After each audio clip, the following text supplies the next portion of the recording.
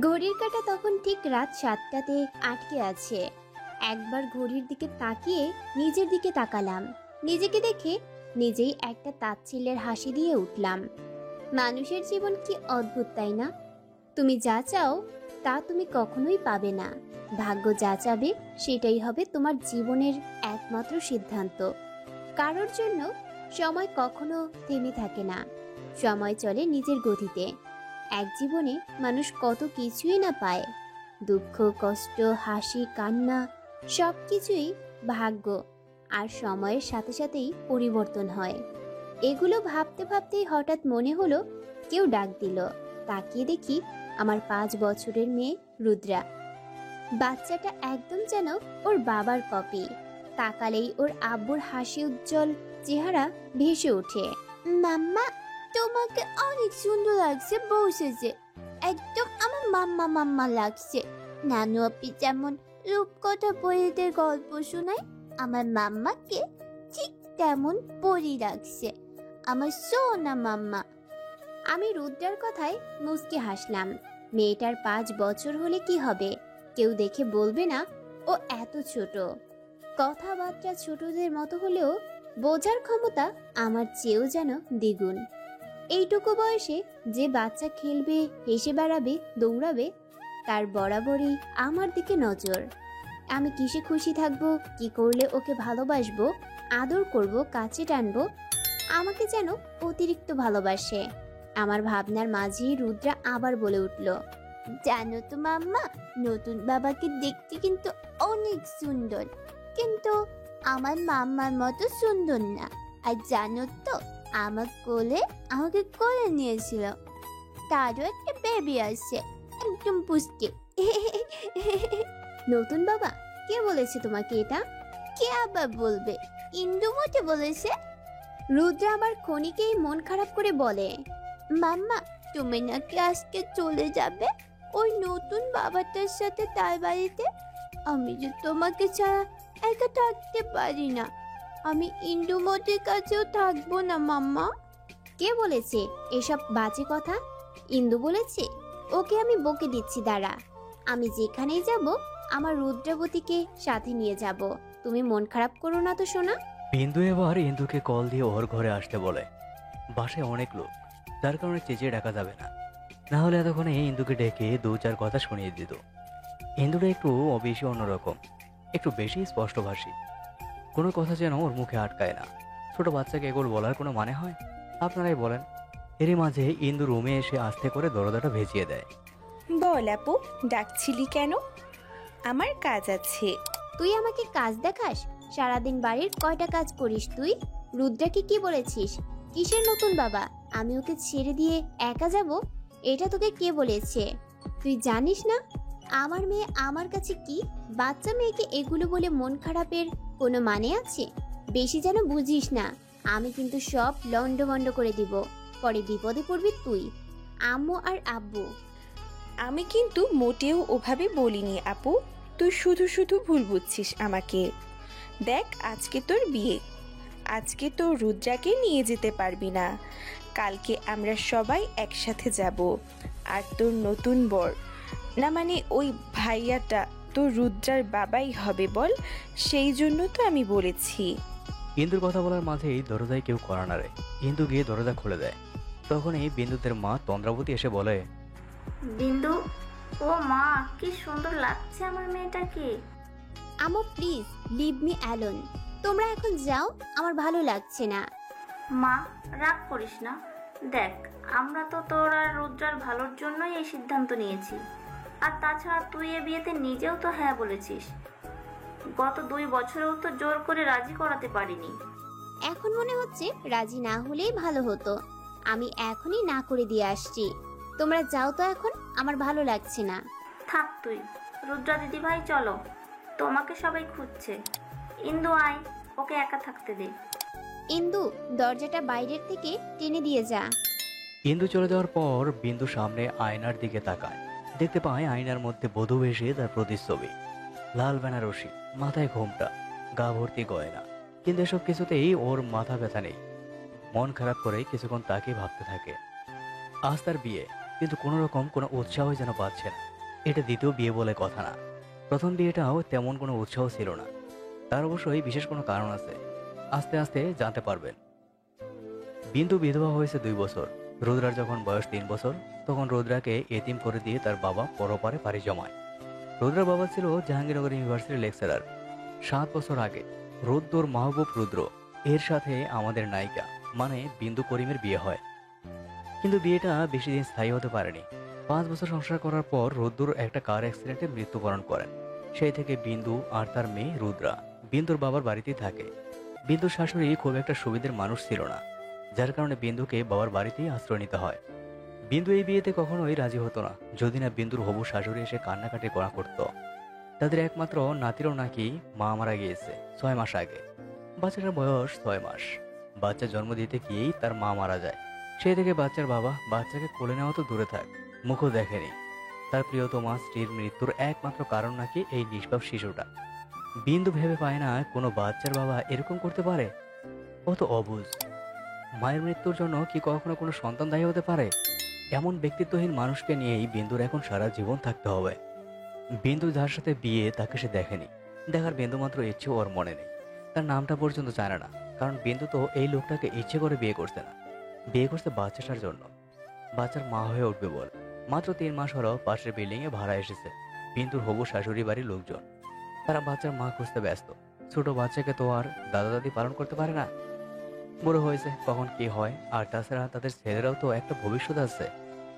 মাত্র 2 বছর সংসার করেছে, সারা জীবন তো আর এই বোঝা বই বেড়াবে না। বাচ্চাকে এবার কতদিন দূরে রাখবে বাবা? নিজেরই তো সন্তান। আর ছেলে মানুষের পক্ষে একা একটা বাচ্চা বড় করা সম্ভব না, যার জন্য বিয়ের ব্যবস্থা। যাই হোক, বিন্দুকে দেখেই তাসলিমা আহমেদের বিন্দুর হবু শাশুড়ি খুব পছন্দ হয়। মেয়েটা অসম্ভব সুন্দরী, কিন্তু সাহস করে কিছু বলতে পারে না। মেয়েটা আদৌ বিবাহিত নাকি অবিবাহিত এমন দোতনা নিয়ে তো আর তার বিবাহিত ছেলের জন্য বিয়ের প্রস্তাব দিতে পারে না। ছাদে দেখে, ব্যালকনিতে মাঝে মাঝে দেখে, রাস্তাঘাটেও দেখা হয়। তাসলিমার বেশ ভালোই লাগে মেয়েটাকে। ছেলের পাত্রীও খুঁজছিল। হঠাৎ করেই মিরাক্কেলের মতো একদিন বিন্দুর সাথে তাসলিমার কথা হয়। ওদের বিল্ডিং এর সামনের মাঠেই বিন্দু রুদ্রাকে নিয়ে বের হয়, আর তাসলিমা বেগমও তার নাতিকে নিয়ে বের হয়। সেই সূত্র ধরেই আজকে ওদের বিয়ে। এসব ভাবতে ভাবতেই দরজায় আবারও করা পড়ে। বিন্দু তাকাতেই দেখে কাজীকে নিয়ে তার বাবা করিম সাহেব ভেতরে প্রবেশ করলো। সাথে তার হবু শ্বশুরও আসছে, আরো অনেকেই আছে। কিন্তু আজকে বিন্দুর হবু শাশুড়ি মা আসেনি। ছেলের বিয়ে বলে কথা, মায়েদের অনেক দায়িত্ব থাকে। অবশেষে 8টার দিকে কাজী এসে বিয়ে পড়িয়ে চলে যায়। বরের কাছে বিয়ে পড়াতে কাজীর সাথে সাথে সবাই চলে যায়। আস্তে আস্তে সময় যত অতিবাহিত হচ্ছে, বিন্দুর মনে ভয়টাও বাড়ছে। নতুন বাড়ি, নতুন পরিবেশ, সবার সাথে তাল মিলিয়ে চলতে পারবে নাকি বাচ্চাটার মা হয়ে উঠতে পারবে? রুদ্রাকে তারা কি সহজভাবে মেনে নিবে নাকি দুর্ব্যবহার করবে? ওর শাশুড়ি ভালো হবে নাকি আগের শাশুড়ি মানে রুদ্রের মায়ের মতোই হবে? মনে মনে বললাম, রুদ্র, আজ আমি তোমায় বড্ড বেশি মিস করছি। একদিন আমি ঠিক এভাবেই তোমার জন্য বউ সেজেছিলাম। যদিও তোমায় মেনে নিতে আমার সময় লেগেছিল, কিন্তু তোমার কেয়ারিং, ভালোবাসা, আমাকে বোঝা সবকিছুই বাধ্য করেছিল আপন করে নিতে। তবে আজ দেখো ভাগ্যের কি নির্মম পরিহাস, আমার দ্বিতীয় বিয়ের জন্য আবার বউ সাজতে হলো। একটা দীর্ঘশ্বাস ছেড়ে বললাম, বিন্দু যার সাথে বিয়ে হলো সে নাকি ঢাকায় চাকরি করে। তার স্ত্রী মারা যাওয়ার পর 6 মাস আর নারায়ণগঞ্জে ফেরেনি। এতটুকুই জানে বরের সম্পর্কে। বাচ্চার মুখটাও দেখেনি পর্যন্ত তার বাবা। এটা কি কোনো বাবার কাজ? নিষ্পাপ বাচ্চাটারই বা কি দোষ ছিল? সবই আল্লাহর ইচ্ছা। বিন্দুরাও খুব তাড়াতাড়ি ঢাকায় চলে যাবে বিয়ের 7 দিনের মাথায়। তার বরের নাকি বেশি ছুটি নেই। কিছুক্ষণ পর বিন্দুর মা তন্দ্রাবতী আবার আসে বিন্দুর ঘরে, হাতে 1 কাপ মিষ্টির প্যাকেট। তন্দ্রাবতীর সাথে সাথে একটা অল্প বয়সের রমণীও ভেতরে আসে। কুলে 6 মাস বয়সের একটা ফুটফুটে বাচ্চা। বিন্দু রমণীকে ঠিক চিনতে পারেনি, তবে বাচ্চাটাকে চিনতে পেরেছে। রমণীটাও হয়তো ওর শ্বশুরবাড়ির লোক। বিন্দু, হা কর্মা, মিষ্টি এনেছি। এমন শুভ দিনে মিষ্টি মুখ না করলে চলে? বিন্দু কিছু বলে না বাচ্চাটাকে দেখে। এবার তন্দ্রা এসে বিন্দুর মুখে আচমকায় একটা কালো মিষ্টি পুরে দিল।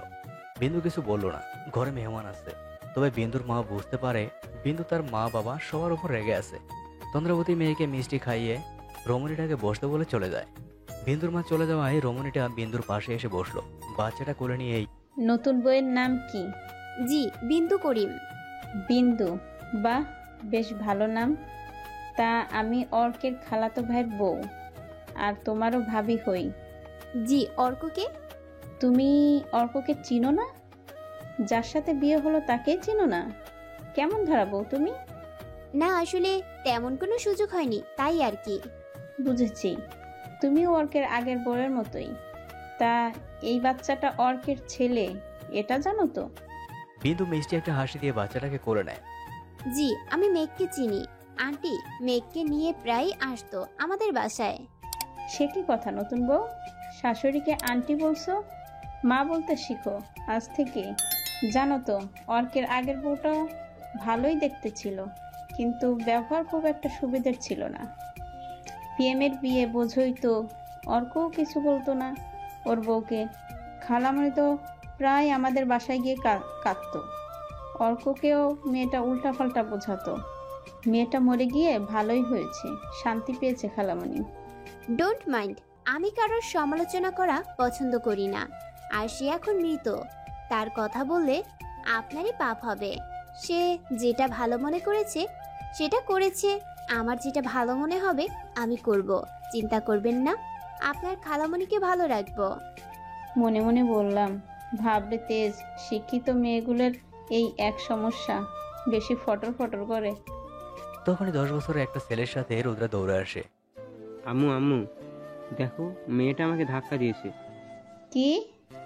এই মেয়ে, তোর এত বড় সাহস আমার ছেলেকে ধাক্কা দিস? তুই কে হ্যাঁ? হৃদয়, বাবা তুইও ওকে ধাক্কা দিয়ে ফেলে দে।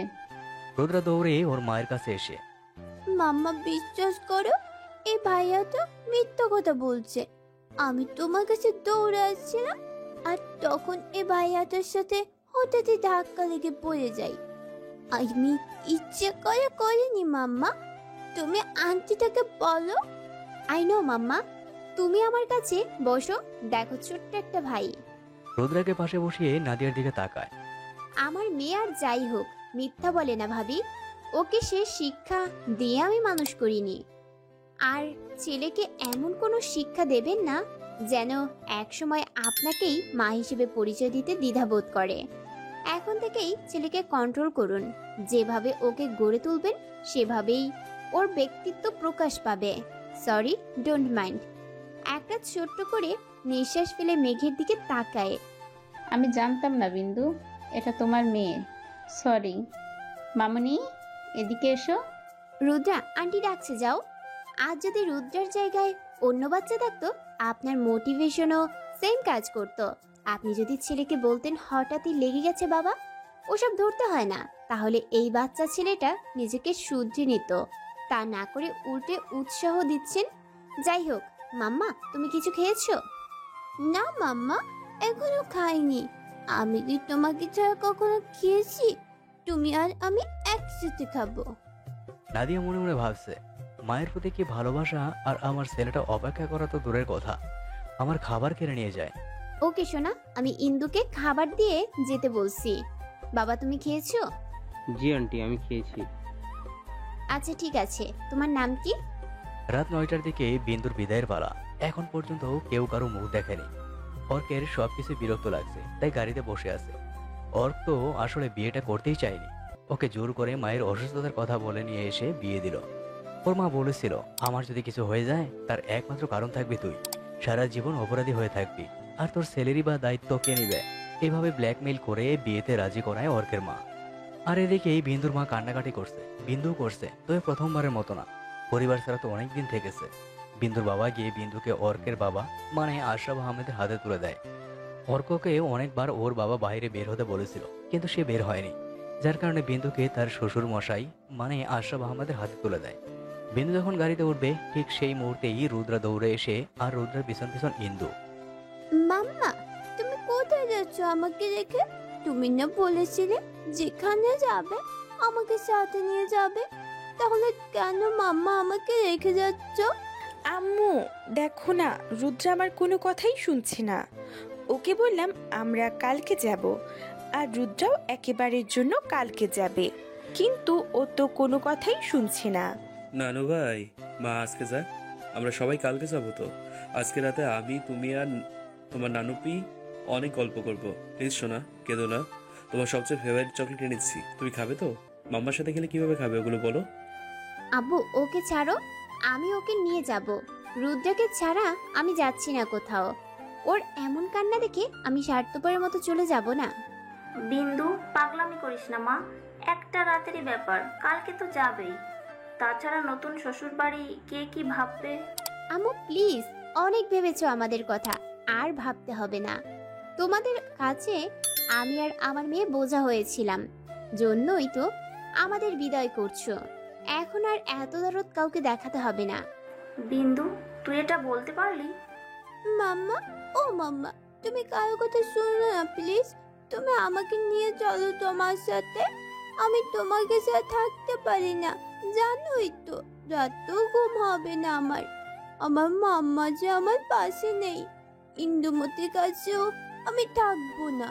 আমি তো তোমার মেয়ে, আর কেউ না বাসলেও তুমি তো আমাকে ভালোবাসো, বলো। আমাকে নিয়ে যাবে না তুমি? হ্যাঁ মাম্মা, নিয়ে যাব তো। কে বলেছে আমার সোনাটাকে রেখে যাব? সরি মাম্মা, বলছি তো, কখনো এমন ভুল হবে না বেটা। এবার আশরাফ সাহেব মুখ খোলে। সে একটু চুপচাপ স্বভাবের মানুষ, তাই বরাবরই চুপ থাকতে পছন্দ করে। দিদিভাই, তুমি আমার কাছে আসো। তুমি যাবে তো মাম্মার সাথে? কে বলেছে তোমাকে রেখে যাবে মাম্মা?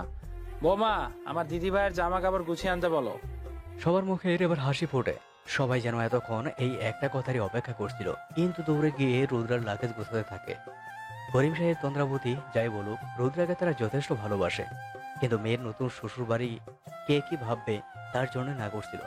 আশরাফ আহমেদ এবার ছেলের দিকে তাকায়। ভেবেছিল ছেলে রাগ করবে, কিন্তু না, অর্ক ওর বাবার দিকে তাকিয়ে হাসে, যার অর্থ বাবা অনেক ভালো কাজ করেছে। অর্ক এতক্ষণ পুরোটা কাহিনী গাড়ির কাজ নামিয়ে দেখছিল। অর্কের সামনেই পিছন ফিরে দাঁড়িয়ে আছে বিন্দু। বিদায়ের সময় এই প্রথম অর্ক তার সদ্য বিবাহিত স্ত্রীকে দেখে বিয়ের আগে দেখেন, কিন্তু এবারও বিন্দুর ফেস দেখে না, শুধু ব্যাক সাইড দেখে। বিন্দু ভাবছে এত কিছু হয়ে যাওয়ার পরেও এই ছেলেটা বের হচ্ছে না কেন গাড়ি থেকে? গাড়ি নিয়ে কবরে যাবে নাকি? বেশি ভাব দেখায়, ডাফার। আবার পরক্ষণেই ভাবে যে ছেলে নিজের ছেলের মুখ দেখে না স্ত্রীর জন্য, বাচ্চাকে ব্লেম করে, তার থেকে এর বেশি কি ভাষা করা যায়? বিন্দুর ভাবনার মাঝেই ইন্দু রুদ্রার লাগেজ গুছিয়ে নিয়ে আসে। সবার জোরাজোরিতেই ইন্দুকেও যেতে হলো সাথে, কারণ বিন্দু নতুন বউ, ছোটাছুটি করতে পারবে না রুদ্রার জন্য। তাই রুদ্রার জন্য ইন্দুকে নিয়ে যায় আশরাফ সাহেব জোর করেই। বিয়ের গাড়ির পেছনে বসেছে অর্ক, রুদ্রা, বিন্দু, ইন্দু, আর সামনের সিটে মানে ড্রাইভারের পাশের সিটে বসেছে তিয়াস, অর্কের ছোট ভাই। ওদের উদ্দেশ্য পুরো শহর ঘুরে তারপর বাড়ি ফিরবে, কারণ বিন্দুদের বাড়ি থেকে শ্বশুর বাড়ি অনেকটা দূরে নয়, ভাড়া বাড়ি। 2-3টা ফ্ল্যাটের পরেই হেঁটে যাওয়া যায়, 3 থেকে 4 মিনিট লাগবে। কিন্তু নতুন বউকে তো আর বিয়ের দিন হেঁটে শ্বশুর বাড়ি নিয়ে যাওয়া যাবে না। বিন্দু শ্বশুরের সাথে তার মামা শ্বশুর ছিল, তারা 2 শালা দুলাভাই হেঁটে রওনা দিয়েছে। আর বিয়ে দিয়ে আত্মীয় স্বজনরা অনেক আগেই চলে গিয়েছে। মেয়েকে নিয়েও নাদিয়া আর অর্কের কাজিনরা আগেই চলে যায়। বেশি কেউ আসেনি ঘরোয়াভাবে বিয়ের জন্য, শুধু এসেছিল অর্কের 2 বন্ধু, অর্কের বাবা, মামা, খালু, চাচা, চাচাতো 2 বোন, তিয়াস ছোট ভাই, খালাদু ভাই, ভাইয়ের বউ এবং তাদের ছেলে নাদিয়া, রিদম। এই মিলে মোট 12-13 জন হবে। সবাই আগেই চলে গিয়েছিল, শুধু যায়নি তিয়াস, অর্ক, অর্কের বাবা আর ওর মা। যাই হোক, রাত 9টার দিকে বিন্দু শ্বশুরবাড়িতে পা রাখে। বিন্দু অর্ক পাশাপাশি আসলেও এখনো কেউ কারো ফেস দেখেনি, দেখার ইচ্ছেও নেই কারো মাঝে। বিন্দু শ্বশুরবাড়িতে এসছে, অর্ক এর পাশেই দাঁড়িয়ে আছে, তাও একজনের কাছে অন্যজন অপরিচিত। নববধূ প্রথম দিন শ্বশুরবাড়ি আসলে কিছু রিচুয়াল থাকে, যেটা শাশুড়িমা পালন করে থাকে। বউয়ের পাশে বরকেও থাকতে হয়, কিন্তু অর্ক সম্পূর্ণ ব্যাপারটা উপেক্ষা করে চলে গেল নতুন বউকে ফেলে। অর্ক, কোথায় যাচ্ছিস বাবা? এদিকে আয়, বৌমা দাঁড়িয়ে আছে তো। অর্ক, আমার ভালো লাগছে না মা, আমি ফ্রেশ হব। এটা কোনো কথা হলো? মেয়েটাকে কতক্ষণ দাঁড় করিয়ে রাখবো? ততক্ষণে অর্কের কানে কথাটা পৌঁছায়নি, ও ভেতরে চলে যাচ্ছে। থাক আপা, আপনি বউকে একাই নিয়ম পালন করে ভেতরে নিয়ে যান। ভারী শাড়ি গহনা পরে মেয়েটার মনে হয় কষ্ট হচ্ছে। আমিও থেকেছি মা, আর তাছাড়া বিন্দু তো এটা প্রথম বিয়ে না, আগেও হয়েছে। চুপ বৌমা, এত বেশি কথা বলো কেন সবসময়? তুমি দাদু ভাইকে নিয়ে ভেতরে যাও। যা বাবা, আমি খারাপ কিছু বলেছি নাকি? তখনই অর্কিতা, অর্কের বড় বোন, তৃষার হোয়াটসঅ্যাপে ভিডিও কল দেয় জাপান থেকে। তৃষা হলো অর্কের চাচাতো বোন। তৃষার আর 2 বোন, বড়টা তৃষা আর ছোটটা ঈশা। হ্যাঁ আপনি বলো, কেমন আছো? ভালো রে, তোরা কেমন আছিস? অর্কের বউকে নিয়ে আসছিস? হ্যাঁ আপি, ওই তো আম্মু ভাবিকে বরণ করছে। জানো আপি, ভাবি অনেক মিষ্টি দেখতে হয়েছে। আলহামদুলিল্লাহ। ব্যাক ক্যামেরা অন করতো, নতুন বউকে দেখি। তারপর অর্কিতা সব কিছু ভিডিও কলে দেখতে থাকে। বিন্দুর শাশুড়ি বিন্দুকে ঘরে তুলতে থাকে, এদিকে ওদের পরিচয় দেয়। আশরাফ আহমেদের 3 ছেলে মেয়ে, 1 মেয়ে 2 ছেলে। বড় মেয়ে তিয়াশা আহমেদ অর্কিতা, তার উচ্চ মাধ্যমিকের পরে বিয়ে হয়ে যায় আর তারপর জাপানে গিয়ে বাকি পড়ালেখা কমপ্লিট করে। এখন সে তার মেয়ের স্কুলেই জব করে। তার স্বামী সন্তান নিয়ে জাপানের সিটিজেন। তারপর মেজু ছেলে শিশির আহমেদ অর্ক MBA কমপ্লিট করে নর্থ সাউথ ইউনিভার্সিটি থেকে আর BBA করে IUB থেকে, অর্থাৎ ঢাকার প্রাইভেট ইউনিভার্সিটি থেকে, আর তার প্রাইভেট কোম্পানিতে জব করে। আর ছোটটা তিয়াশা আহমেদ তুর্য, সে জগন্নাথ বিশ্ববিদ্যালয়ে ফিলোসফির 2য় বর্ষের ছাত্র। এখন করোনা, তাই হল ছেড়ে চলে এসছে নারায়ণগঞ্জে। গল্পে ফেরা যাক, বাকি পরিচয় আস্তে আস্তে জানবেন। সব নিয়ম শেষে বিন্দুকে ফ্রেশ হতে দেওয়া হয়, আর সাথে ইন্দু রুদ্রাকেও। সবাই রাতে খেয়ে আড্ডা দিয়ে যে যার মতো ঘুমাতে চলে যায়, কিন্তু অর্ঘ্যকে কেউ খুঁজে পায় না। সেই যে বউ নিয়ে এসে ফ্রেশ হয়ে বাইরে চলে গেছে, সহজ আর আসছেই না। প্রথম কয়েকবার আশরাফ সাহেব ফোন দিয়ে জেনেছে অর্কের আসতে দেরি হবে, কিন্তু পরে আর তাকে ফোনেও খুঁজে পাওয়া যায়নি। ফোন সুইচ অফ করে রেখেছে। অর্কের বন্ধুদেরও কোনো পাত্তা নেই, অর্কের কথা জানে না। নতুন বউকে রেখে চলে গিয়েছে। কি এটা অবস্থা? ইন্দু, রুদ্রা, অর্কের মা বাবা আর তিয়াস টেনশন করছে ড্রয়িং রুমে বসে। ঘড়ি কাটাতে তখন রাত 12টা বেজে মিনিটের কাটা 36-এ এসে থেকেছে। বিন্দু বসে আছে ফুল দিয়ে বিছানা, এক বিছানায়, যাকে বলে ফুলসজ্জা খাট। দ্বিতীয়বারের মতো এমন বিছানায় বসে আছে সে। কি অদ্ভুত, তাই না? অদ্ভুতের কিছুই নেই আজকালকার যুগে। অহরহ এসব ট্রেন্ডই চলে আসছে। যাই হোক, বিন্দুকে বেলি, গোলাপ আর রজনীগন্ধা ফুল দিয়ে সাজানো এক রুমে বসিয়েছে ওর দেবর তিয়াস, তাছাড়া 2 ননদ তৃষা, ঈশা আর খালাতো ভাসুরের বউ নাদিয়া। পুরো ঘরে ফুলের সাথে স্টার লাইট দিয়ে সাজিয়েছে। চারপাশে ফুলের সুবাসে মৌ মৌ করছে। পুরো ঘর অন্ধকার হলেও স্টার লাইটের সৌন্দর্যে ভরে উঠছে ঘর। প্রকৃতি ছোঁয়া না থাকলেও অনেকটাই আছে। 5 তলা বিল্ডিং এর উপর এমনিতেই বাতাস শুষো করে, কোনো বৈদ্যুতিক পাখার প্রয়োজন হয় না জানালা খুলে দিলে। বিন্দুর রুমেও ঠিক তাই, ব্যালকনি আর জানালা থেকে বাতাস শুষু বইছে। আজকের চাঁদটাও যেন পূর্ণতা লাভ করেছে। চাঁদের আলো এই সৌন্দর্য বিন্দুর রুমকে আলোকিত করে রেখেছে। লাইটের প্রয়োজন নেই, তবুও স্টার লাইটগুলো ঝুলছে দেওয়ালে। প্রাকৃতিক সৌন্দর্যের সাথে পাল্লা দিয়ে ডাকছে ঝিঝি পোকা। আজ যেন তাদের মাঝে এক নীরব প্রতিযোগিতা চলছে, কে আগে জিতবে। যে কারো কাছেই এমন মুহূর্ত অস্বাভাবিক ভালো লাগবে, বিশেষ করে যারা প্রকৃতি প্রেমী। কিন্তু বিন্দুর অসহ্য লাগছে। একবার ভেবেছিল ঘুমিয়ে যাবে, আবার ভাবলো না, কেউ তো ঘুমায়নি। আমার খোঁজ নিতে এসে যদি দেখে আমি ঘুমিয়েছি, তাহলে আমাকে কি ভাববে? ইন্দু আর রুদ্রা এসেও অনেকবার অর্কের আপডেট দিয়ে গেছে, কিন্তু বিন্দুর তাতে কোনো মাথা ব্যথা নেই। অর্ক মরুক কি বাঁচুক, তাতে ওর কি? ও রুদ্রাকে নিয়ে ঘুমাতে চেয়েছিল, কিন্তু রুদ্রা তার নতুন বাবাইয়ের জন্য অপেক্ষা করছে। বাচ্চা মানুষ তো, সেই 2 বছর হলো বাবাকে ডাকতে পারে না। তখন কিছু না বুঝলেও এখন টুকটাক সবই বুঝে। বিন্দুর ভাবনার মাঝেই দরজা খোলার শব্দ পায় সে। বুঝতে পারে কে এসছে, কিন্তু তাকায় না। এই অসভ্য মানুষের দিকে তাকানোর কোনো মানেই হয় না। অর্ক দরজা লাগিয়ে ফ্রেশ হতে ওয়াশরুমে চলে যায়। বেশ কিছুক্ষণ পরে ওয়াশরুম থেকে বের হয়। ব্যাককেলের মতো এখনো এভাবে বসে আছেন কেন? ঘুমালে কি এখন মহাভারত অশুদ্ধ হয়ে যেত? আপনার জন্য কতগুলো বকা শুনলাম। আব্বু আম্মুর আইডিয়া আছে আপনি নাকি আমার জন্য না ঘুমিয়ে বসে আছেন। এইসব ন্যাকামোর কোনো মানে হয়? বোবা, কথা বলতে পারেন না? আজাইরা পাবলিক শপ, মাথায় এক হাত ঘোমটা টেনে বসে আছেন কেন গাইয়াদের মতো? আশ্চর্য। আরে আপনি যদি ভেবে থাকেন আমি আপনাকে স্ত্রী হিসেবে মেনে নিব, তাহলে ভুল ভাবছেন। বাবা মার জোরাজুরিতে আমি এই বিয়েতে হ্যাঁ বলেছি, ইচ্ছাকৃতভাবে নয়। আমি আমার স্ত্রীকে অনেক ভালোবাসতাম আর এখনো বাসি। আপনাকে বিয়ে করেছি আমার ছেলের জন্য মা দরকার বলে, আমার জন্য কোনো বইয়ের দরকার নেই। সো আমার আশেপাশেও যেন ঘুরঘুর করতে না দেখি। বিন্দু এতক্ষণ অর্কের ভয়েস চেনার চেষ্টা করছিল, তাই কিছু বলেনি, কারণ ভয়েসটা খুব চেনা আর কিছুটা আন্দাজও করেছে কার ভয়েস হতে পারে। কিন্তু লাস্টের কথাগুলো শুনে আর চুপ থাকতে পারেনি। মানে কি? আমি কি আপনাকে বিয়ে করার জন্য পায়ে ধরেছিলাম? ফালতু লোক কোথাকার। আপনি দিতে আসলেও আমি কখনো স্বামীর অধিকার নিব না আপনার মতো অসভ্য লোকের কাছ থেকে। আমিও আমার স্বামী মিস্টার রৌদ্র মাহবুব রুদ্রকে অসম্ভব ভালোবাসি। আপনার মতো সস্তা লোকের কথা ভাবার টাইম ইচ্ছে কোনোটাই নেই আমার। আপনি কখনোই রুদ্রর নখের যোগ্য হতে পারবেন না। নেহাত আপনার মায়ের কান্না সহ্য করতে পারিনি, তাই রাজি হয়েছিলাম। এবার অর্কের মেজাজ হয়ে যায় 420 ভোল্টের। বিন্দুকে হাত ধরে টেনে নিচে নামায়। এই মেয়ে, আপনার সাহস তো। আর কিছু বলতে পারে না, অবাক হয়ে তাকিয়ে থাকে সামনে দাঁড়িয়ে থাকা মানুষটার দিকে। আপনার এসব লেম কথাবার্তা শুনেই বুঝেছিলাম যে এই রাবিশ লোকটা আপনি ছাড়া আর কেউ হতে পারে না। ডাফার, বিন্দুবালা, তুমি এখানে? আগে জানলে জীবনেও বিয়েতে হ্যাঁ বলতাম না। আপনার মতো মানুষের মুখ দর্শন করাও পাপ। কেমন আছো তুমি? এই 7 বছর খুব ভালো ছিলাম, যেদিন থেকে আপনি নামক নরপিশাচ আমার জীবন থেকে চলে গিয়েছিলেন। কিন্তু আমার ভালো থাকার দিন শেষ। আমি চলে গিয়েছিলাম নাকি তুমি ব্রেকআপ করে চলে গিয়েছিলে? হ্যাঁ, আমি গিয়েছিলাম। রিজনটা কে ছিল? রিজনটা ছিলেন আপনি।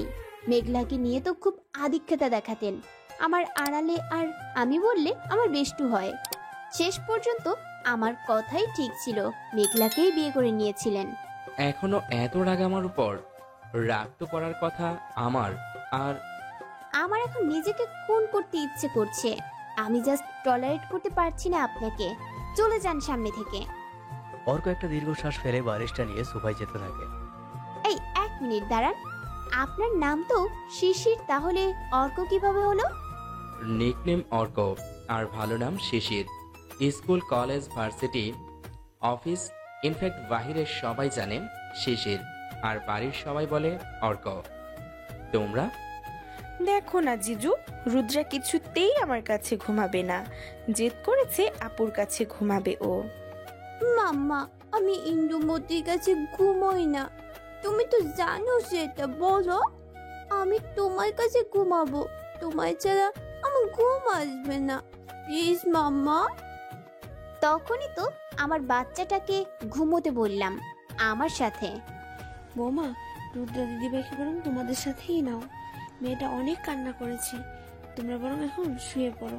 কিন্তু চলো আমরা চলে যাই। মা, মেয়েকেও দিয়ে যান আমার কাছে। ওকে দিব? তোমার ঘুমে ডিস্টার্ব হবে বৌমা। কালকে থেকে তো থাকবেই তোমার কাছে, আজকের দিনটা না হয় আমার কাছেই থাকো। দাদিমা, দাও না ভাইকে। আমি মাম্মা, বাবাই আর ভাই একসাথে থাকবো। প্লিজ আমার সোনা দাদিমা। ওরে দুষ্টু, দাঁড়া দিয়ে দিচ্ছি তোর ভাইকে। ইন্দুমা, আসো তো আমার সাথে। মেঘকে একটু দিয়ে যাও ওদের কাছে। মেঘলাকে তো সহ্য করতে পারো না, তাহলে মেঘ তো মেঘলারই ছেলে, ওকে তাহলে এত ভালোবাসো কেন? আপনাকে কি আর এমনিই হার্টলেস বলতাম? বাচ্চারা ফেরেশতার মতো, ওদের সাথে কখনো বাজে বিহেভ করতে হয় না। আর কে বলল আমি মেঘলাকে সহ্য করতে পারি না? সেটা আপনার ধারণা।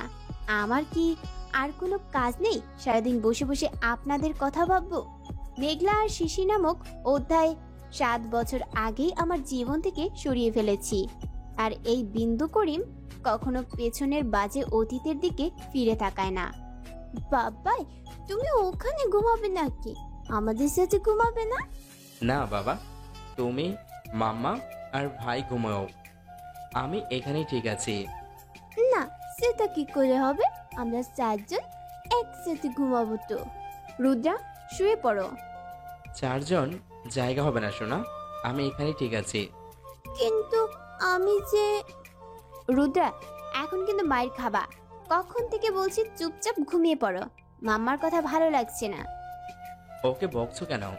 বাচ্চা মেয়ে তাই বলে ফেলেছে, আর ও বললেই তো আমি যাচ্ছি না, নিশ্চিত থাকতে পারো। বিন্দু আর কিছু না বলে মেঘকে খাইয়ে ও নিজেও শুয়ে পড়ে রুদ্রার মাথা বুকে নিয়ে। বিন্দু মাঝখানে, এক পাশে মেঘ আর এক পাশে রুদ্রা, আর অর্ক শুয়ে আছে সোফায়। বিন্দুদের দিকে তাকিয়ে ঘুমানোর চেষ্টা করে, কিন্তু ঘুম আসে না। উঠে ব্যালকনিতে গিয়ে একটা সিগারেট ধরায় আর ভাবতে থাকে 9 বছর আগের অতীতের কথা। বিন্দুকে শিশির প্রথম দেখেছিল নরসিংদীর একটা শপিং মলে। তখন বিন্দু ছিল খুব ছোট, এসএসসির পরীক্ষার্থী। বিন্দুর তার এক কাজিনের সাথে শপিং করতে এসেছিল। শিশির প্রথম দেখেই ক্রাশ খায়, যাকে বলে লাভ এট ফার্স্ট সাইট। শিশির তখন কোনো একটা কাজের শপিং মলে আসে আর তার একটা বন্ধুর সাথে, আর বিন্দুকে দেখে থমকে দাঁড়ায়। তারপর অনেক কষ্টে ওর বন্ধুকে নিয়ে বিন্দুর ঠিকানা, নাম্বার সহ সব তথ্য খুঁজে বের করে। আর এইভাবে আস্তে আস্তে 1-1.5 বছর ঘুরে ঘুরে বিন্দুর সাথে এক প্রকার জোর করে রিলেশন করে।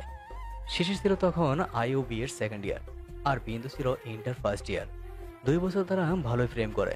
তারপর হঠাৎ করে শিশির ওর বেস্ট ফ্রেন্ড মেঘলার প্রতি দুর্বল হয়ে পড়ে। একদিকে মেঘলা আর অন্যদিকে বিন্দু দুটো মিলিয়ে প্রায় হাঁপিয়ে উঠেছিল। এদিকে বিন্দু ঢাকা ইউনিভার্সিটির চান্স পেয়েও জেদ করে আইউবিতে ভর্তি হয়।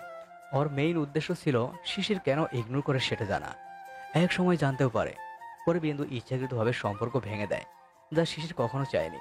বিন্দু যখন বিবিএ ফার্স্ট ইয়ার, শিশির মেঘলা তখন থার্ড ইয়ারে ছিল।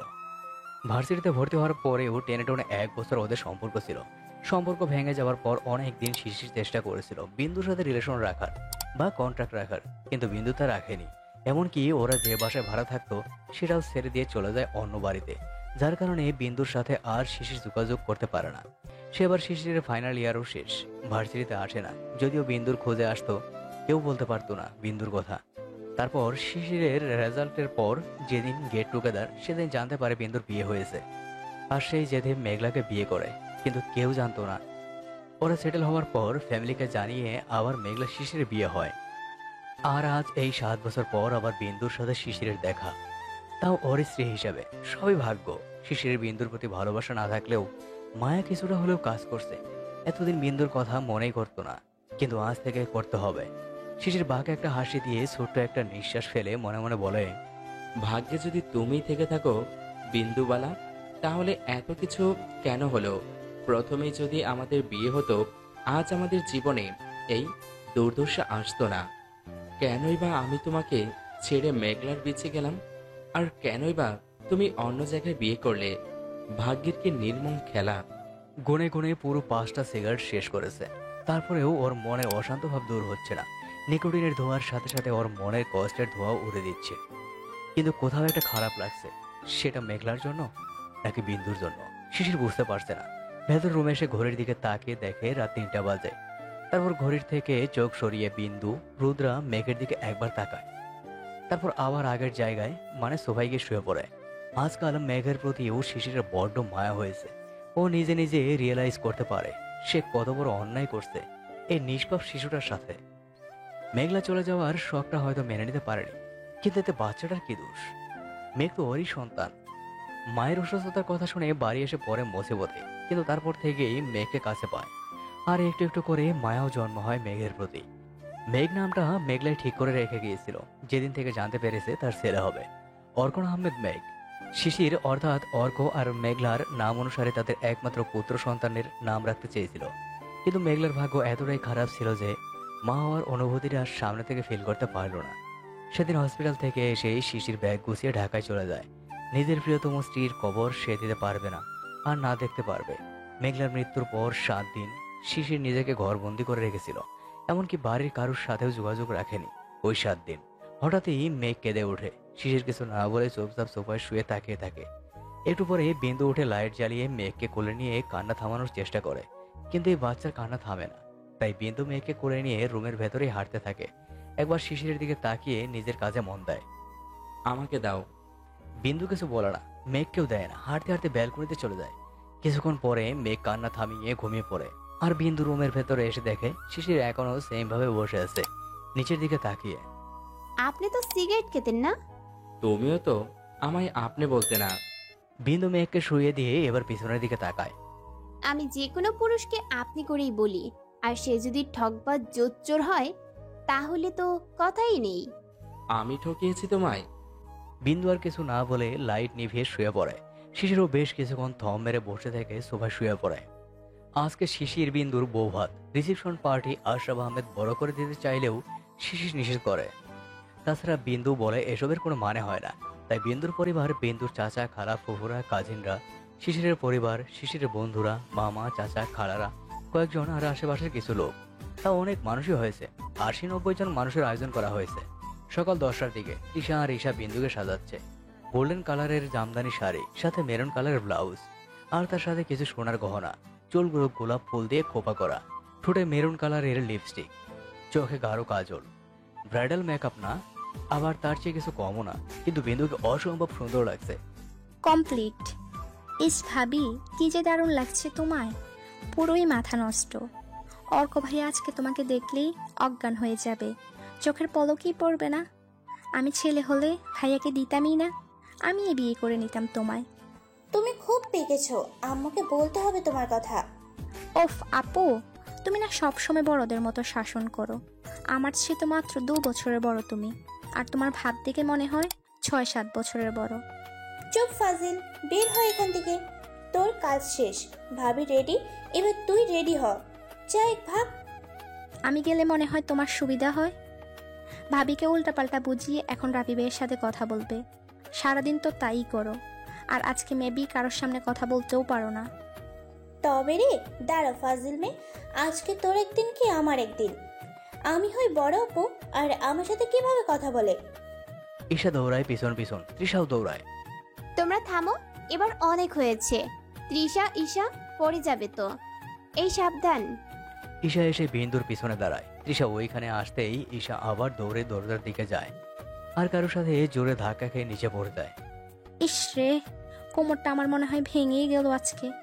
এই শুকনা জায়গায় আমি পড়ে গেলাম কিভাবে? আমি এখনো বিয়ে শাদী করিনি। হানিমুনে সুইজারল্যান্ডে আমার আর এই জন্মে যাওয়া হলো না। আমার ভবিষ্যৎ জামাই ল্যাংড়াবো আমি হব না।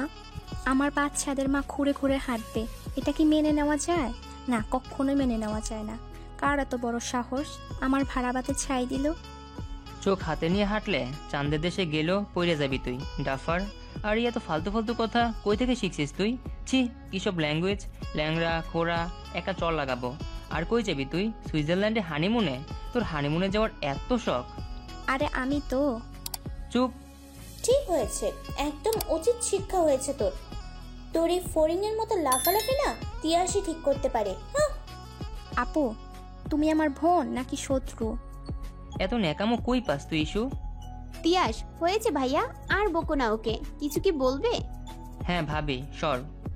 আম্মু বলছিল যে তোমাদের বাড়িতে ফোন দিতে, তারা কখন আসবে, আর আম্মু একটু কথা বলবে। আমার কাছে তো আন্টি বা আঙ্কেলের কারোর কোনো নাম্বার নেই, তাই তোমার কাছে আসলাম। আব্বুর ফোনে নাকি সেভ করা ছিল, বাট আব্বু তো বাসায় নেই। ও আচ্ছা, আম্মুর নাম্বার নাও তাহলে। তোর বোনকে কি খাওয়াস? এমন পাটঘড়ি কেন? ফু দিল উড়ে যাবে, বাতাসের আগে আগে চলে। আমার বডি দেখ। ও হো, তোরা 2 বোন 7 বার জন্ম নিল, এমন বডি পাবি না। এটা বলে তৃষা বিন্দুর থেকে সরে দরজার কাছে যায়।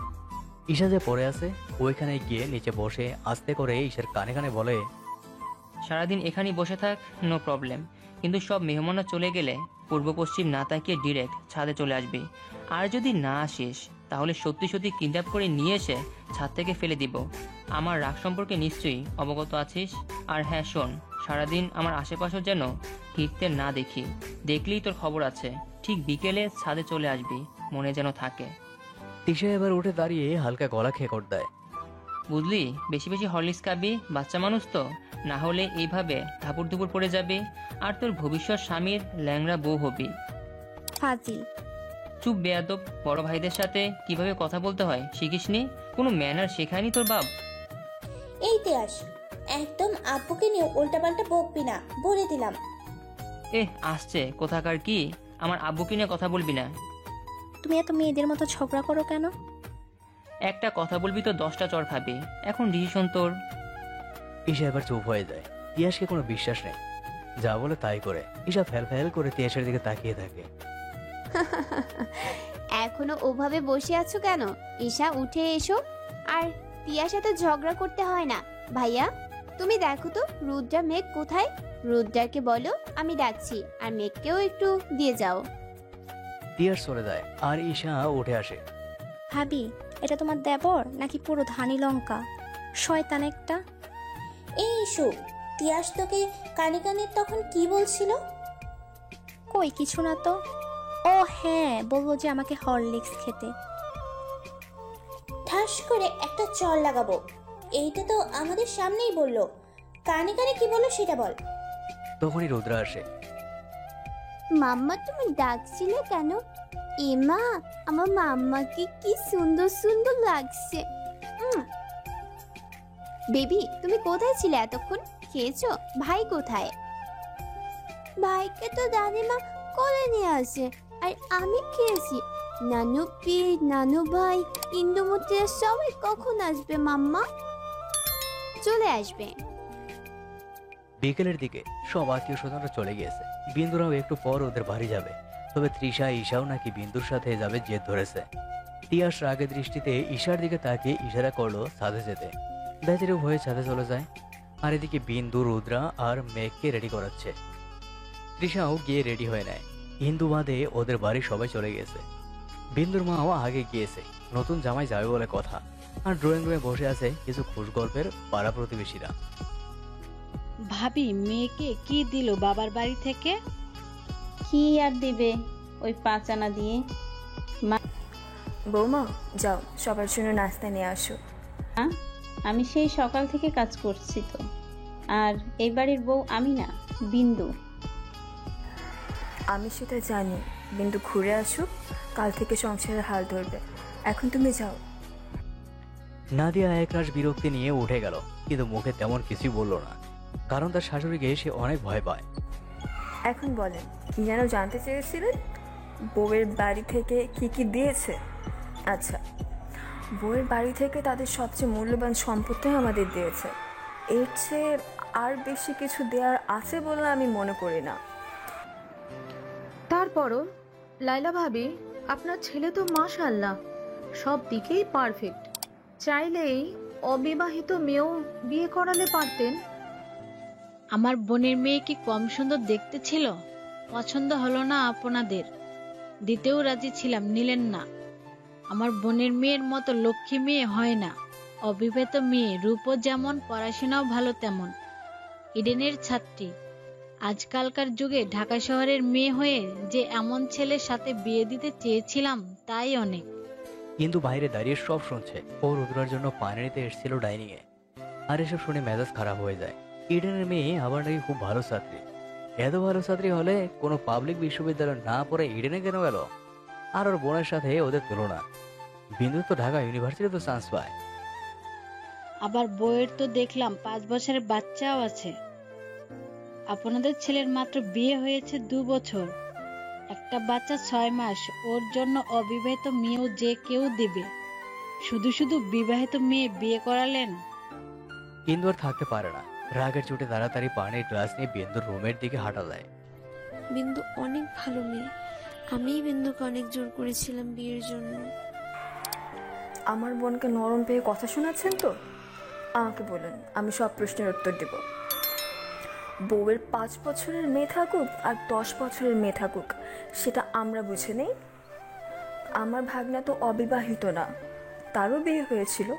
এখন সে 2 বছর সংসার করুক আর 5 বছর সংসার করুক, সে যে বিবাহিত এটা তো আর গায়ে আছে, তাই না? মহিলাগুলোর মুখ শুকিয়ে গেল।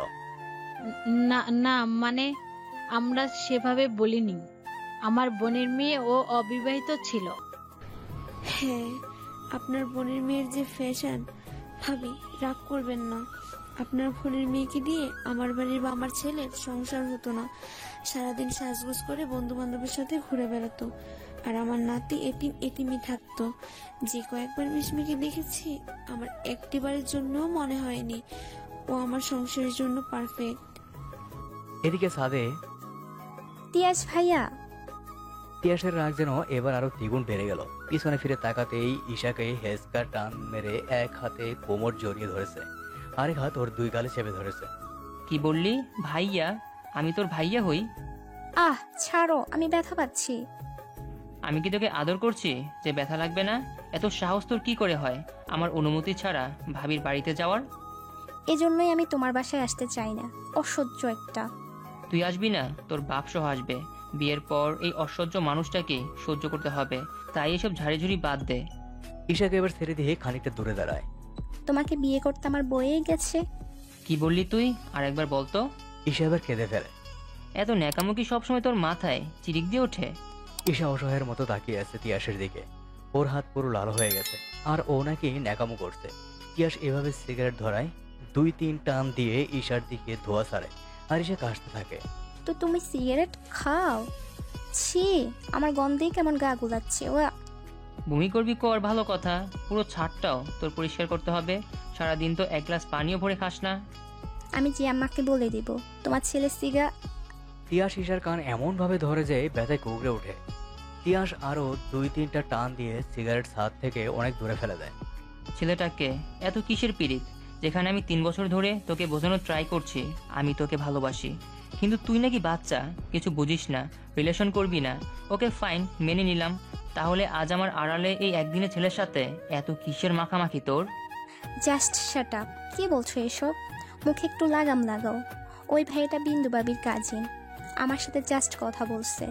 আর আমার সাথে সেদে কথা বলতে আসলে আমি কি অ্যাটিটিউড দেখাবো? আমি কি অহংকারী? হ্যাঁ দেখাবি, তুই শুধু আমার আর আমার সাথেই কথা বলবি, অন্য কারোর সাথে না, বুঝেছিস? এটা কি মামার বাড়ির আবদার পেয়েছো? আমার যা খুশি আমি করব, তাতে তোমার কি? তিয়াস এবার মারার জন্য হাত তুলতে নেয়, কিন্তু শেষে না মেরে হাত নামিয়ে ফেলে, নিজেকে কন্ট্রোল করে। যতই ঘুরি উড়া উড়া হাতে, ধরে নাটাই তো আমার হাতে। যতই তুমি উড়াল দাও, একদিন তো তোমাকে আমার খাঁচাতে বন্দি হতে হবে। ফেসবুকে তুমি যতই টাঙ্কি মারো। মানে ফেসবুকে কি? আর তুমি আমার আইডি স্ক্রল করো? জান, তুমি এখনো এই তিয়াস আহমেদ তুর্যকে চিনতে পারোনি। আমি তোর আইডি স্কুল না, পুরো আইডিটাই আমার কাছে। মানে এত ছেলে তোকে নক দেয় কেন সেটাকে বল। আমি কি করে জানবো? আমি আজকে যথেষ্ট পরিমাণে ঠান্ডা আছে, তাই বেঁচে গেলি। তা না হলে এতক্ষণে লাশ পড়ে যেত। আজকের পর থেকে তোর লাইফের ফ্রিডম শেষ। আমি যা চাইবো আর আমি যা করতে বলবো সেটাই হবে তোর একমাত্র লক্ষ্য। এমনকি আমার অনুমতি ছাড়া তুই ভাতও খেতে পারবি না। Mind it. তিয়াস ঈশাকে ছেড়ে নিচে চলে যেতে নেয়, আবার ঘুরে আসে। ভাবিদের বাসায় যাওয়ার প্রয়োজন নেই, গেলে খুব খারাপ হয়ে যাবে, বলে দিলাম। আর এক মুহূর্ত দেরি না করে তিয়াস নিচে চলে যায়, আর ঈশা সেখানেই বসে কাঁদতে থাকে। এই মানুষটাকে সে প্রচন্ড ভয় পায়। সে শুধু ঈশার সাথে এমন করে একা পেলে, আর কারোর সাথেই না। ভালোবাসলে মানুষকে এতটাই কঠোর হয়, তার প্রিয়তমকে কষ্ট দেয়। ঈশা চাইলেও তিয়াসকে অ্যাকসেপ্ট করতে পারে না, শুধুমাত্র ওর রাগের জন্য। ওর রাগটা যখন কন্ট্রোলে থাকে না, তখন যে কোনো কিছু করে বসে। একবার তো ঈশার উপর রাগ করে পুকুরে ফেলে দিয়ে চলে গিয়েছিল, যদিও জানে ঈশা সাঁতার জানে না। ওই দিন শিশির না থাকলে ঈশাকে এতদিন উপরে থাকতে হতো। এরকম আরো অসংখ্যবার ঈশাকে জ্বালিয়েছে। বর্ষার অবসানে রূপময় বাংলার ঋতু, পরিক্রমায় স্নিগ্ধতা, কোমলতা নিয়ে আবির্ভাব হয় শরৎকাল। বঙ্গাব্দ বর্ষপঞ্জি অনুসারে আজ 13ই ভাদ্র। ভাদ্র মাসের 13 দিনেও বর্ষার ছোঁয়া যেন লেগে আছে ধরনের বুকে। তারই বারবার প্রমাণ দিয়ে যাচ্ছে টিপ টিপ বৃষ্টি। বর্ষা যেন ধরনীকে ছাড়তেই চাইছে না। ছেড়ে দিলেই হয়তো আবার হারিয়ে যাবে এক অতুল গহ্বরে, যার দেখা পাওয়া যাবে না আবার বছর ঘুরে। শরৎ মানেই নীল আকাশে শুভ্র মেঘের ভেলা। শরৎ মানেই আকাশের গায়ে যেন মেঘগুলোর উড়াউড়ি, কখনো সাদা, কখনো আবার কালচে রূপ ধারণ করে শরতের আকাশে ভাসা ভাসা মেঘের দল। ক্ষণে ক্ষণে রূপ বদলায় শরতের আকাশ। নীল আকাশে শুধু নাটাইহীন সাদা ঘুড়ির মতো দিন রাত ঘুরে বেড়ায় মেঘের দল। গোধূলি লগ্নে সোনা রঙে রঙিন হয়ে ওঠে আকাশ। বিন্দু জানালার ধার ঘেঁষে বসে এক মনে তাকিয়ে আছে আকাশের নিঃসুপ মেঘের উড়ে বেড়ানোর খেলাগুলোর দিকে। শরতের এই নীল আকাশে খুনসুটি মেতেছে দুই চিল। বিন্দু মনে মনে দুই চিলের মাঝে এক চিল নারী, আরেক চিল পুরুষ ভেবে নিল। ওর কাছে মনে হলো নারী চিল পাখিটা ভীষণ রেগে আছে তার কাঙ্ক্ষিত পুরুষ পাখিটির উপর, তাই তো কিছুটা দূরত্ব বজায় রেখেছে তার চিলটির থেকে। কিন্তু পুরুষ চিল পাখিটি এই দূরত্ব মানতে নারাজ। সে বারবার তার প্রেয়সীর কাছে যাচ্ছে। প্রেয়সী তাকে যতই অবহেলা করুক, তাকে সে এক মুহূর্তের জন্য ছাড়বে না। বিন্দুর মুখের কোণেই মৃদু হাসি ফুটে উঠল। হায় রে পাখি, তাদের মাঝে ভালোবাসা আছে, আছে একে অপরকে পাওয়ার তীব্র আকাঙ্ক্ষা। কিন্তু বিন্দুর কি তাই? না, বিন্দুর ক্ষেত্রে তার সম্পূর্ণ ভিন্ন চিত্র। বিন্দু যাকে আঁকড়ে ধরে বাঁচতে চায়, সেই যেন মাঝপথে তার হাত ছেড়ে চলে যায়, আর দিয়ে যায় এক রাশ দুঃখ কষ্ট। তার ছেড়ে যাওয়ার মানুষগুলো যদি জানতো তারা চলে যাওয়ার পর বিন্দুর মনের অবস্থা ঠিক কি হবে, তাহলে কি পারতো এত পাষাণ হতে? না পারতো শিশির, আর না পারতো রুদ্র। কিন্তু বিন্দু এটাই ভেবে কোল কিনারা পায় না যে কেন আবার তার অনাকাঙ্ক্ষিত সেই পুরুষটি ফিরে এসেছে, যে তাকে ছেড়ে এক অন্য নারীকে আসক্ত হয়েছিল। তার সাথে বিধাতা কেন আবার এক করলো? বিধাতা কি চায়? পরীক্ষা নিতে চায়? আর কত পরীক্ষা নেবে? কেন সে বারবার হারানোর বেদনা পাবে? তার কি একটু শোকও প্রাপ্য নয়? হয়তো প্রাপ্য, নয়তো নয়। বিন্দুকে এমন আকাশ পাতাল ভাবতে দেখে শিশির ধীর পায়ে এগিয়ে গেল বিন্দুর দিকে। বিন্দুবালা। বিন্দু একবার পেছনে তাকালো ঠিকই, কিন্তু তার ভাবমূর্তির কোনো পরিবর্তন ঘটল না। শিশিরকে সম্পূর্ণ উপেক্ষা করে আবারও আগের কাজেই মন দিল। কিন্তু শিশিরের কাছে এই ব্যাপারটা ঠিক বোধগম্য হলো না। কিন্তু কেন? বিন্দু তাকে নীরবে অপমান করলো সেই জন্যে, নাকি অন্য কোনো কারণে? হয়তো অন্য কোনো কারণেই হবে। শিশির ভাবছে তার বিন্দু তো এমন ছিল না, এত শান্ত, এত চুপচাপ। এগুলো তো বিন্দুর চ্যাপ্টারেও ছিল না, যেখানে বিন্দুকে থমকে দিয়েও দামিয়ে রাখা যেত না। অলওয়েজ বকবক করতো। কিন্তু আজ সেই বিন্দু কিনা আজ কথার পৃষ্ঠেও কোনো কথা বলার প্রয়োজন মনে করে না। এত পরিবর্তন! বিন্দু বরাবরই ছিল অরুণ চণ্ডী মেয়ে। বিন্দুর মতো ডান পিঠে মেয়ে বসে থাকবে এক ধ্যানে, সেও কি সম্ভব? এটা যেন শিশিরের মানতেই কষ্ট হলো। শিশিরের হাজারো অপমানে গায়ে না মেখে ফেভিকলের মতো চিপকে থাকতো শিশিরের সাথে। তাহলে আজ কি এমন হলো? এতটা নীরব কেন? শুধুই কি ওর জীবনের দুর্ঘটনাগুলো? হয়তো তাই। বিন্দু ছিল খুবই চঞ্চল, ডান পিঠে একরোখা আর জিদি মেয়ে। কিন্তু আজকের বিন্দুকে দেখে শিশির মন জানান দিচ্ছে এই বিন্দু আর সে আগের বিন্দু নেই। কিন্তু কেন? তার মনে কি খুব বেশি কষ্ট? 7 বছরে এত পরিবর্তন, যার জন্য আমার বিন্দুবালা একরোখা জেদি চঞ্চল রমণী থেকে হয়ে উঠেছে এক শান্তশিষ্ট নিঃস্ব রমণী। সবাই ব্রেকফাস্টের জন্য অপেক্ষা করছে তোমার, খাবে চলো। আর মেঘের হয়তো ক্ষুধা লেগেছে, ওকে একটু খাইয়ে দিবে। বিন্দু এবার ঘুরে বসে গায়ের উন্নাটা সুন্দর করে মাথায় দিয়ে কিছু না বলে চুপচাপ রুম থেকে বের হয়ে যেতে লাগে। তখনই আবার শিশির ডেকে ওঠে, Bindubala. Don't call me that. গত পরশুদিন থেকে এই নামটা বারবার শুনে আসছি। বিশ্বাস করেন আমার বিরক্ত লাগছে। এই নামে আমাকে আর ডাকবেন না। এই নামটা আমার কাছে ছিল অনেক স্পেশাল, এক ভালোবাসার নাম ছিল, যা আমার শিশির আমাকে ভালোবেসে ডাকতো। কিন্তু সেই 7 বছর আগেই মানুষটার সাথে সাথে নামটাও হারিয়ে গেছে। আজকে এই শিশিরের সাথে আমার শিশিরের মাঝে রয়েছে আকাশ পাতাল তফাৎ। আপনার মুখে এই নামটা বড্ড বেমানান লাগছে। ফার্দার আর এই নামে ডাকবেন না। আপনার মতো কোনো প্রতারকের কাছে আমি আমার ভালোবাসার নামটা শুনতে চাই না। বিন্দু খুব শান্তভাবে কথাগুলো বলে রুম থেকে বেরিয়ে গেল।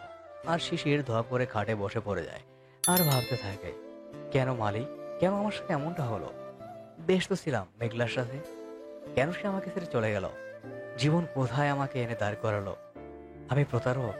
আমি কি এতটাই অযোগ্য বিন্দুর কাছে যে আমি এই নামটা ডাকার অধিকারও হারিয়ে ফেলেছি? এতটা ঘৃণা করে আমাকে, আমার প্রতি এত বিতৃষ্ণা। আর যাই হোক, আমি প্রতারক না। আমি কি সত্যি এতটা অপমান পাওয়ার যোগ্য? হয়তো তাই তো বিধাতা এমন করলো আমার সাথে। সারা জীবন অপমান সহ্য করার পথ খুলে দিল একটা জোরে শ্বাস নিয়ে। ছোট থেকেই আমি এই জিনিসটা মেনে নিতে পারি না, যে কারোর অপমান আমার কাছে বিতৃষ্ণা লাগে। শিশিরের চোখ হঠাৎ করে লাল হয়ে গেল, আর কিছু ভাবতে পারছে না। উঠে গেল বিন্দুর ব্যালকনিতে, হয়তো নিকোটিনের ধোঁয়া উড়াবে। মেঘলা চলে যাওয়ার পর এই একটা জিনিসই শিশিরের সঙ্গী হয়েছে, আপন হয়েছে। তাই তো যখন তখন শিশির তাকে বিনা দ্বিধায় কাছে টানে, নিজের মনের কষ্টগুলো দূর করতে। কিন্তু শিশিরকে জানে এই নিকোটিনও তার সাথে বেইমানি করছে, তাকে মৃত্যুর দিকে ধাবিত করছে। হয়তোবা জানে কি বা হবে এই অবহেলার জীবন নিয়ে বেঁচে থাকা। জীবন যেভাবে তাকে চালাচ্ছে, সেও নিঃশুভে তার অনুসরণ করে চলে যাচ্ছে। বিন্দুরা ওদের বাড়ি এসেছে কাল রাত 9টার দিকে। সাথে শুধু তৃষা এসেছে। ঈশাকে 1000 বার জোর করেও কেউ আনতে পারেনি। আসবেই বা কি করে? ওর যমরাজ যে ওকে শাসিয়েছে। তৃষাও বোনের জন্য আসতে চায়নি, কিন্তু ঈশা, রুদ্রা আর শিশির বিন্দুর দৌড়াদৌড়িতে এসেছে। আজকে সকাল থেকে বাড়িতে যেন রান্নার ধুম পড়েছে। নয়াদামান এসছে বলে কথা। শ্বশুরবাড়িতে ভোজপুর ঘটনা ঘটবেই, তবে এসব কিছু যেন বিন্দুর ভালো লাগছে না। মেহমান সবাই চলে গেলেও আছে শুধু বিন্দুর 2 চাচি, মামি আর একটা ফুফু। এদের কর্তারা চলে গিয়েছে, আর বিন্দুর কাজিনরা সবাই আগামীকাল চলে যাবে। সাথে বিন্দু কাল যাবে ওর শ্বশুরবাড়ি। তাই বিন্দুর মা আজকে মেয়ের আর মেয়ের জামাইয়ের সব পছন্দের খাবার রান্না করে দুপুরে ডাইনিং টেবিলে। বিন্দু, জামাই কোথায়? সে তো তোকে ডাকতে গেল, তুই আসলি, জামাই আসলো না। আমি কি জানি নাকি? আমাকে বলার পর আমি চলে এসেছি। তোমরা গিয়ে দেখো কোথায়। বিন্দু, এটা কেমন কথা? জামাই ছাড়া একাই খেতে বসেছিস? তাহলে কি চাও আম্মু? আমি না খেয়ে উঠে যাব? আর আমি খাচ্ছি কোথায়? দেখছো না রুদ্রাকে খাওয়াচ্ছি, ও আমাকে ছাড়া খায় না। মা, রাগ করিস না। ব্যাপারটা কেমন দেখায় না, জামাইকে রেখে বসেছিস, তাই তোর মা বলেছে। নিশান্ত, যা তো বাবা, তোর ভাইয়াকে ডেকে আন। জামাই মানুষ, আমাদের এমন খাপছাড়া ব্যবহার শোভা পায় না। আচ্ছা জি আম্মা, যাচ্ছি। নিশান্ত উঠে চলে যায়। বিন্দু আর কিছু বলে না, কিন্তু বিপত্তি ঘটে তৃষার মনে। সে ভাবে তার ভাইকে আবার অবহেলা করছে না তো নতুন ভাবি? হয়তো নতুন তাই আর বেশি কিছু ভাবলো না। আস্তে আস্তে সব ঠিক হয়ে যাবে। সে নিজেও খাচ্ছে, আর বিন্দু এদিকে রুদ্রাকে খাওয়াতে মন দেয়। মেঘ ছিল নকশার কাজে, বিন্দুর বড় মামার মেয়ে। বিন্দুরে, তোর ছেলে তো কান্না করছে, ফিড আর খাচ্ছে না আমার কাছ থেকে। রুদ্রাকে খাইয়ে তাড়াতাড়ি কোলে নে। হ্যাঁ আপু, আর 1 মিনিট দাঁড়াও, হয়ে গেছে রুদ্রার খাওয়া। এই মেয়েটা তো নিজের হাতে জীবনেও খাবে না। দেখেছো, তোমাকে বললাম না ভাই কাঁদবে এখন হলো তো। ও মাম্মা, ভাই আমাকে কি হিংসে করছে। বেশ হয়েছে। সেই কি শুধু একা মামার আদর খাবে, করে থাকবে সারাদিন, আমিও নিব। এখন থেকে মেঘ পাবো কেমন লাগে। হিংসে তো দেখছি আমার রুদ্রাবতী করছে তার ভাইকে। ইন্দুমতি, তুমি চুপ করো। আমি কোনো হিংসে করছি না। আর আমার ভাই আমি যা খুশি করব, তাতে তোমাদের কি? রুদ্রা, খাবার সময় কথা বলতে হয় না, কতবার বলেছি তোমায়। আর তাড়াতাড়ি খাও, ভাইকে নিতে হবে। তখনই নিশান্ত আর শিশির আসে। বিন্দুর দিকে এক নজর তাকিয়ে বিন্দুর পাশের ফাঁকা চেয়ারে বসে, কিন্তু বিন্দু একবারও তাকে দেখলো না তার পাশে কে বসছে। হয়তো জানা, তাই তাকানোর প্রয়োজন মনে করেনি। বসো বাবা, তোমার জন্যই সবাই অপেক্ষা করছে।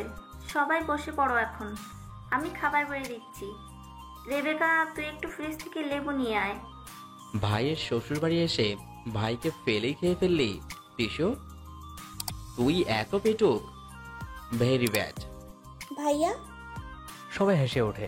তখন নিশান্ত বলে ওঠে, তো বিয়ান সাহেবা, আমাদের ছোট বিয়ান কি আজকেও আসবে না, নাকি অন্য কোনো ব্যাপার আছে? কি ব্যাপার কি শান্ত? গাল মে কিচ কালা হে। এত মানুষ থাকতো তোমার ছোট বিয়ানকে কেন লাগবে? দূর জিজু, কি যা বলতে বলে না। নিশান্ত ভাইয়া, আপনি আন্টিকে মনে হয় খুব ভয় পান। আর এই ভীতু ভীতু হৃদয় নিয়ে আপনি ঈশার নাম্বার চেয়েছিলেন? সবাই এবার ফেক করে হেসে দিল। সিরিয়াসলি অজন্তা, কখন চাইল রে? আমি কি এবার উঠে যাবো? তোমরা থাই চাচ্ছ? আরে নিশান্ত শোন না, আমার মনে হয় কি জিজু ভুল কিছু বলেনি। তুই একটু বেশি কনসার্ট তো ছোট বেয়া। শালা তাত বন্ধ কর, তোর কেলোর খিড়তে পাস করবো। ভাই জ্যাতসকে আমি কি ভুল কিছু কইছি তোরে? এই তোরা বল। আর তুই আমারে শালা কসকিল্লাই? আমার তো কোনো বোন টোন কেউ নাই, একটা ছোট ভাই আছে, কিন্তু তুই চাইলে আমি তোকে শালা ডাকতেই পারি। কি বলো নিশা? নিশান্ত চোখ গরম করে তাকায় সিফাতের দিকে। শালা তুই বহুত খারাপ। হে নিশা, তুই এই শয়তানের কাছ থেকে দূরে দূরে থাকবি, বুঝলি? নিশাদ, আমি এত কথা পছন্দ করি না, জানো না? তাহলে কেন কথা বলছো? চুপচাপ খাও। শালা বাবু, এইগুলো কি শুনি? ঘটনা কি সত্যি? আমার কিন্তু কোনো অসুবিধা নেই আমার পেতনির বোনটাকে তোমার ঘাড়ে চাপাতে। ভাইয়া, তুমি এগুলো সহ্য করছো কিভাবে? তুমি বকবে তোমার শালাদের, তা না উস্কানি দিচ্ছ। তৃষ্ণা ফুপি, উস্কানি কি? কিছু না আম্মু, তোমার তো খাওয়া শেষ, তুমি গিয়ে ভাইয়ার সাথে খেলো। ওকে বাবাই। বাচ্চাদের সামনে এগুলো কি ভাষা তোর? তুমি না নতুন জামাই, এত কথা কেন বলো তুমি? শিশির থতমত খেয়ে যায়। এতক্ষণ পর মনে হলো এ বাড়ির নতুন জামাই ওর এত কথা সাজে না, হয়তো ভুলে গিয়েছিল। এভাবে সবাই আড্ডা হাসি তামাশা দিতে দিতে পার করে দিল সারাটা সকাল, দুপুর, বিকাল ও সন্ধ্যা। আর হ্যাঁ, বিকালের দিকে তিয়াস ও ঈশাকে নিয়ে এ বাড়িতে আসে। আজকে রাতে নাকি সবাই পার্টি করবে, তাই বিন্দু, তৃষা, শিশির সহ আবার সবাই জোর করে ঈশাকে নিয়ে আসে। তিয়াসকেও ঈশার সাথে আসতে বলে, তাই তিয়াস রাগ না দেখিয়ে ভাইয়ের কথায় সুন্দর করে চলে আসে। সন্ধ্যার দিকে সবাই মিলে ছাদে অ্যারেঞ্জমেন্ট করছে। আজকে সব কাজিনরা ছাদে রাত কাটাবে আর জমিয়ে আড্ডা দিবে। বিন্দুকে ঈশা আর অজান্তা রাখতে এসেছিল নিচে। বিন্দু মেয়েকে ঘুম পাড়িয়ে তারপরে যাবে বলে দিয়েছে। অজান্তার বিন্দু সেম ইয়ার, এইচএসসি দিবে, তাই ওরা এই একদিনে খুব ভালো ফ্রেন্ড হয়ে উঠেছে। ছাদটা অনেক বড়, সুন্দর করে সাজানো হয়েছে। চারপাশে লাইটের ছড়াছড়ি, এক পাশে আড্ডার আসরের ব্যবস্থা, এক পাশে সাউন্ড বক্সের ব্যবস্থা, আর এক পাশে রান্নার ব্যবস্থা। সেখানে রান্না করছে নকশা, আর তার সাহায্য করছে ইন্দু, তৃষা আর পুষ্পা, দোতলা ভাড়াটে। আজকে ছাদে কোনো মায়ের এন্ট্রি নেই, ওরা কাজিনরা শুধু থাকবে, বাকি সবাই নিজেদের মতো ব্যস্ত। ছাদের এক পাশে নিশান্ত, শান্ত, তিয়াস, সিফাত আর অন্ত, বাড়িওয়ালার ছেলে, চিকেন ফ্রাই, শিক কাবাব, গ্রিল এসবের আয়োজন করছে। আর বাড়ির দুই জামাই মানে শিশির আর রাফেজ, নকশার বর, ওরা একসাথে কথা বলছে এক পাশে দাঁড়িয়ে। বাকি সব মেয়েগুলো মানে ঈশা, অজান্তা, রুষা, নকশার ছোট বোন, তিশা, নিশান্তের বোন, অন্তি, অন্তের বোন, ওরা একসাথে আড্ডা দিচ্ছে। আর এদিকে ছোটাছুটি করছে রুদ্রা, রাফান, নকশার ছেলে, আর পিউ, পুষ্পা আর পিচি বোন। তিয়াস কাজ করছে ঠিকই, কিন্তু আর চোখে ঈশাকে দেখা যাচ্ছে। ঈশাতে কোনো ভ্রুক্ষেপ নেই, এদিকে সে লাফাচ্ছে আর গল্প করছে। তবে রুষা তিয়াসের দিকে তাকাচ্ছে মাঝে মাঝে। সে ভেবেছে তার ক্রাশ বয় তাদের দিকে তাকিয়ে আছে, মানে সে রুষার দিকে তাকিয়ে আছে। রুষা তো আহ্লাদে আটখানা অজান্তা, আর রুষা তো উচ্চ মাধ্যমিকের ক্যান্ডিডেট, কিন্তু রুষা ওদের 1 বছরের ছোট, মানে ইন্টার ফার্স্ট ইয়ার। আর নিশা মাধ্যমিকের ক্যান্ডিডেট, তবে অন্তি সবার ছোট, ক্লাস 9 উঠছে এবার। আর ছেলেদের মধ্যে অন্তর সবার বড়, পড়ালেখা শেষ করে জব করছে। নিশা তার সিফাত মাস্টার্স করছে, তিয়াস তো অনার্স 2য় বর্ষে, আর শান্ত ইশাদের সাথে উচ্চ মাধ্যমিক দিবে।